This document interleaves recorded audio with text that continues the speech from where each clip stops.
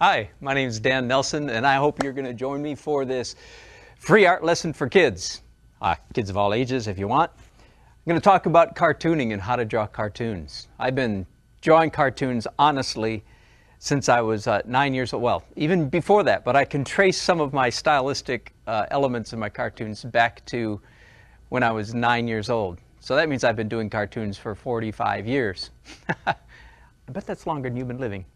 And I've been doing cartoons as a professional for many years, thousands and thousands and thousands of cartoons. And I'd love to convey to you what I think are the key issues about drawing cartoons.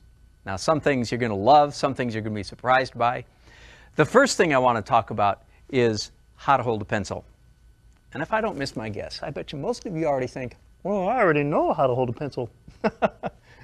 I'm going to push on you a little bit because I'm going to ask you to hold a pencil different than you do when you're writing in school or signing your checks. Okay? Here's what I mean by that. Most of us began holding our pencil in first, second, third grade. We were taught to hold it like this, resting on your middle finger and so on. And that's a perfect way to hold your pencil if you're going to be writing, if you're going to be doodling, and if you're going to be writing on a desk. But there are a couple problems with this. If you want to be a good cartoonist, yea, verily, a good artist of any kind whatsoever, then you really need to learn to hold your pencil in a different way. And I'm going to tell you why. Not just that you have to do it, but why you have to do it. And it will feel a little bit awkward at first, but keep with it and you'll get used to it. You'll be a better artist and a better cartoonist instantly. What I'm going to ask you to do is, instead of holding your pencil or your drawing utensil like this, I want you to hold it side saddle, if you will. I want you to hold it right between your index finger and your thumb, like this, and rest your hand like that. So instead of drawing now with the point of your pencil or your pen, you're going to be drawing a little bit more with the side. Why do I insist that you hold your pencil this way? I'm so glad you asked that question. I want to explain to you now why you do that. You see, when you hold your pencil in the traditional way, a lot of the work is being done with your fingers. See that little finger movement like that? And that's perfectly okay when you're doing details.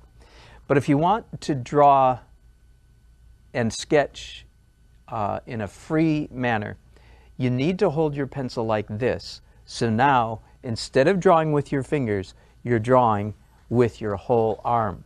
And here's the key thing. The part of your brain that controls your arm is a better cartoonist than the part of your brain that controls your fingers. Did you get that? Repeat after, no, answer repeat after me, really.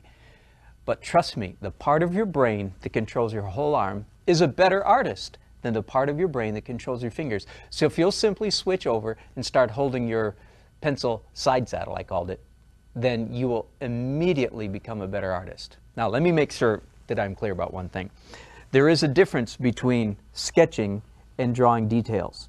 And for drawing details, holding your pencil the old-fashioned, the way you're used to, is perfectly fine. So you got that? Details, big drawing, big sketching, big shapes. Make sense? Now, there's one other thing I need to explain. You see me already doing it with my clipboard. By the way, one of the reasons I'm drawing with these state-of-the-art, top-of-the-line artistic tools is I want you to understand, even though I have all the fancy schmancy, expensive, wonderful art tools in my studio, you don't need to go and buy a whole bunch of stuff before you become an artist. Fair enough? Pencil, clipboard, $1.29, I think. And that's all you need to get started. Plain old paper, any kind of paper. Now, I do like, since we're on the subject of materials, I do like the longer, it's called a legal size clipboard, because when you're sitting up at a table or a desk, you can put the bottom of that clipboard on your lap and the top of it leans against the table or the desk, and you've got an almost anatomically correct drawing table. Does that make sense? And why is that important?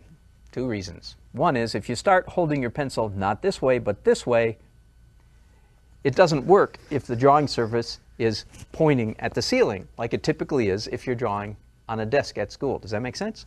So you want to turn the surface so it points at your nose, and that is also very important, because when you draw on a surface that is not pointing at, as I say, at your nose, When you draw on a surface that's pointing at the ceiling, your brain is having to do a number of very intricate calculations to compensate for that angle.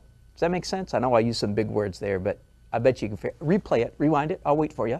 Rewind, rewind. And I'll say it twice. You got it? Okay, we're back.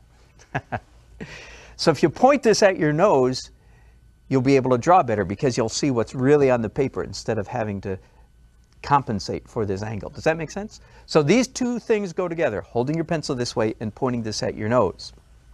That way, your hand moves in a very natural manner across the paper. Okay, I know you came here to find out how to cartoon, and you're saying, man, he hasn't even done anything. But patience, patience, we'll get there. In fact, we'll get there right now. You ready to do some cartooning? Let's go.